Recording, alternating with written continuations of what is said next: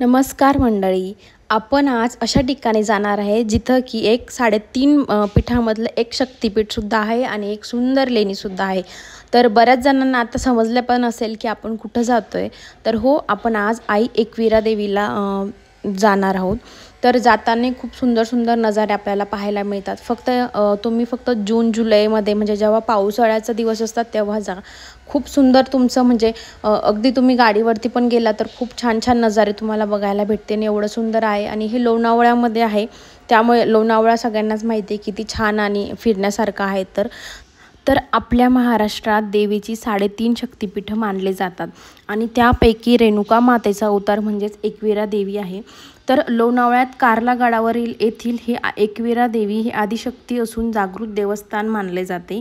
आणि पौराणिक कथेनुसार हे मंदिर पांडवांनी त्यांच्या वनवासाच्या दरम्यान बांधले आहे. तर आपण आता इथून वरती जाण्यासाठी पायऱ्यांनी जाणार आहोत. तर आपल्याला या डोंगरावरती जायचं आहे. तुम्ही बघू शकता इथून आता स्टार्ट झाले. तर जाण्यासाठी म्हणजे जाण्याच्या रस्त्याने सतत तुम्हाला वरती जाईपर्यंत असे दुकानं दिसतात, ज्याच्यामध्ये चिक्की किंवा मग वेगवेगळे खेळण्याचे दुकानंही मुलांसाठी लहान लहान वेगवेगळ्या गोष्टी ठेवलेल्या आहेत शॉपिंगसाठी. या सगळ्या गोष्टी तुम्हाला बघायला मिळतात आणि छान एन्जॉयसुद्धा होतो. खूप छान प्रकारे आणि व्यवस्थासुद्धा केलेली आहे. इथं अशा ठिकठिकाणी ग्रीन मॅट टाकून ठेवले आहे, खूप ऊन लागू नये म्हणून. जाण्यासाठी हा म्हणजे रस्ता जो आहे वरती गडावर चढण्यासाठी 100 ते 150 पायऱ्या आहेत. पण असं काही वाटतच नाही चढताना, कारण की खूप छान छान अशा पद्धतीने खायलासुद्धा गोष्टी मिळतात. आता हे करवंद आहे जे की रानमेवा मानला जातो. आणि माझी मुलगी हे पहिल्यांदा टेस्ट करत होती, तर ती विचारत होती हे काय. तर नक्कीच करवंद आपण खायला पाहिजे. करवंद हे बेरीचा प्रकार आहे आणि याच्यामध्ये व्हिटॅमिन ए आणि व्हिटॅमिन सी असतं, जे की आपल्या सगळ्यांना माहिती आहे त्वचेसाठी किती छान आहे ते. तुम्ही बघू शकता चढताना पूर्ण अशा पद्धतीने दगडामध्येच सगळ्या पायऱ्या आहेत. आता वरती आल्यानंतर इथे हे जे आहेत ते तिकीटं फक्त लेणीमध्ये जाण्यासाठी मंदिरात फ्री ऑफ कॉस्ट आपण जाऊ शकतो.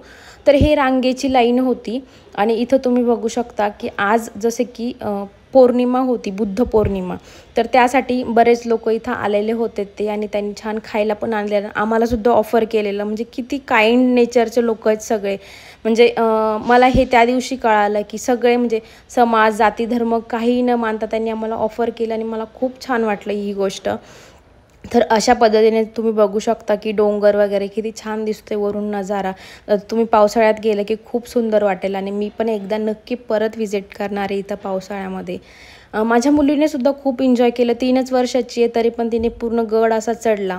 तर या गोष्टीचं सुद्धा मला खूप छान वाटलं. आता तुम्ही बघू शकता किती लंब असं आहे. तर मी पूर्ण फिरून गेले, कारण की तिथून डायरेक्ट दर्शन देत होते आणि मी असंच फिरत गेले. आता इथून जर तुम्ही पुढं गेलात, तुम्हाला इथून पुढं मुखदर्शनसुद्धा आहे लाईनमध्ये न लागता.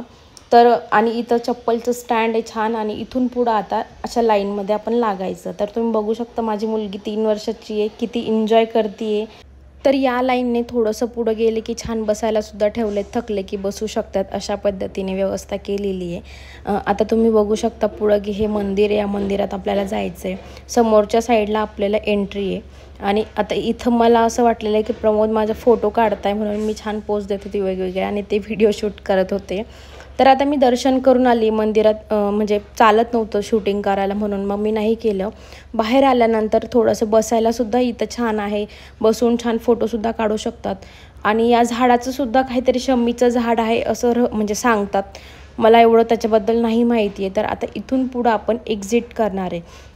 खूप सुंदर अनुभव होता. आता तरी मी फार उन्हाळ्यात गेली तरी पण छान हिरवळ होती तिथं. आणि ह्या लेणीवरून त्या म्हणजे गडाचं नाव पडलं आहे कार्ला लेणी.